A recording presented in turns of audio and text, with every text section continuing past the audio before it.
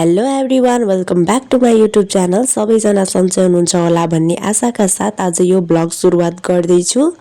अनि आज चाहिँ म र मेरो ड्याडी बजार जाँदैछौँ अनि हस्पिटल नै जाँदैछौँ, किनकि मेरो यो कान यस्तो दुखिरहेछ। यहाँ मेडिकलबाट दबाई लिँदा पनि राम्ररी सन्चो नै भएन। सो आज बिदा पनि छ, एकचोटि जचाइहालौँ भनेर हस्पिटल जाँदैछौँ।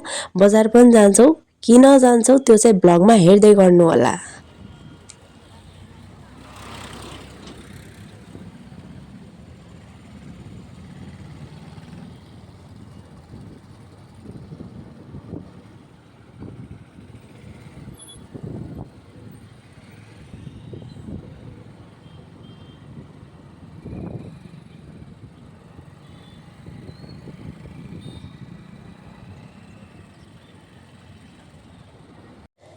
हामी अहिले भरतपुर हस्पिटल आइपुग्यौँ। यो साइडमा कति राम्रो बोगेनभेलिया फुलेको, कस्तो टिप्न मन लागेको। बोर्डमा फेरि टिप्यो भने जरिवाना लाग्छ लेखेको रहेछ।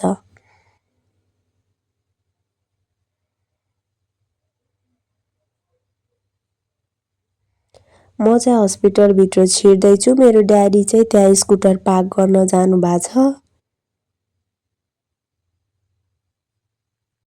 म चाहिँ अहिले टोकन लिइसकेर पालो कुर्दैछु। यहाँ काउन्टरमा झन् कति भिड रहेछ।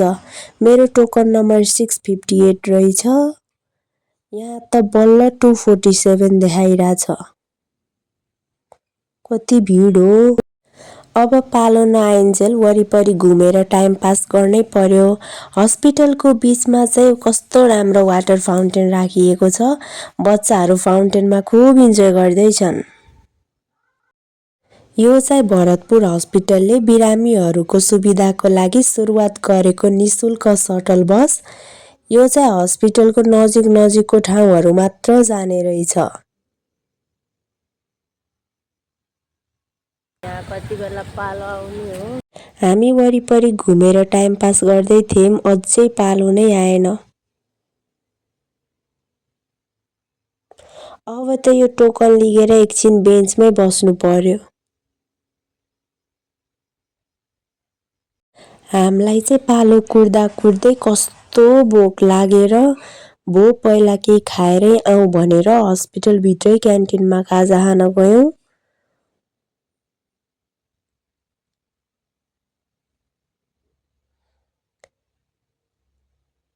खाजा खाएपछि बल्ल पालो आएर मैले यो टिकट बुक पाएँ। यहाँ चाहिँ म मास्क लाएर अर्को बिल्डिङमा जाँदैछु, किनकि मेरो कानको चेकअप गर्नुहुने डाक्टर अर्को बिल्डिङमा होइसिन्छ र उहाँको बिल्डिङमा मास्क लाउनु इज कम्पलसरी। मैले चाहिँ यहाँ यति धेरै दबाईको प्याकेट लिनुपर्ने भयो। कानमा चाहिँ इन्फेक्सन भएको रहेछ अनि घाँटीमा नि प्रब्लम देखिएकोले फेरि 1 विकपछि बोलाउनु भएको छ। होप यो दबाईले नै राम्ररी सन्चोस्। यस्तो गाह्रो भएको छ खाना खान, बोल्न।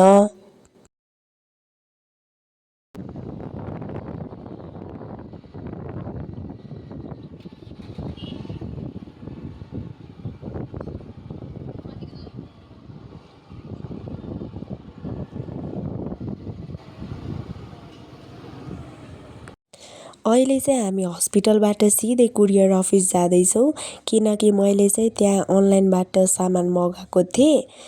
So here it is one and only Nepal can move. So finally मेरो सामान मेरो हातमा परिसकेको छ। पनि यहाँ सामान लिएर मख परेको छु। सो अब हामी सामान पनि लिइसक्यौँ। अब हामी घर फर्किँदैछौँ। लास्टै थाकिसक्यौँ हामी। धेरै टाइम लाग्यो हस्पिटलमा पनि। अब घर फर्किन्छौँ। हेलो एभ्रिवान, अहिले चाहिँ हामी घर आइपुगिसक्यौँ। घर आएर चिया खाइसक्यौँ, फ्रेस पनि भइसक्यौँ। अनि यो मैले अघि कुरियरबाट चाहिँ यो सामान लिएको थिएँ। अनि यो भित्र चाहिँ के छ भनेर म तपाईँहरूलाई देखाउन चाहन्छु। सो अब म यो प्याकेट खोल्दैछु।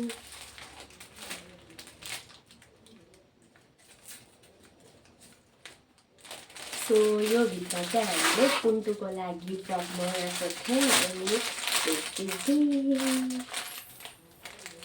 अब मैले खोलेर देखाउँछु है।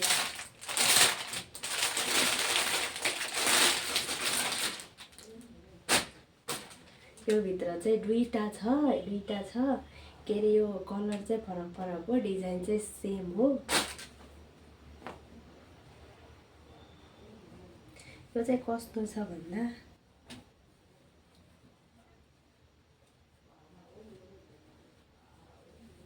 हेर्न सक्नुहुन्छ यो यस्तो छ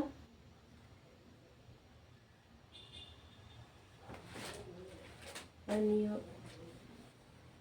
अर्को चाहिँ यस्तो सो कमेन्ट गर्नु होला यो पुन्टुको लागि मगाएको गिफ्ट चाहिँ कस्तो छ भनेर सबैजनाले चाहिँ भ्लगलाई एकदमै माया गरिदिनु होला अनि लाइक सेयर कमेन्ट सब्स्क्राइब गरिदिनु होला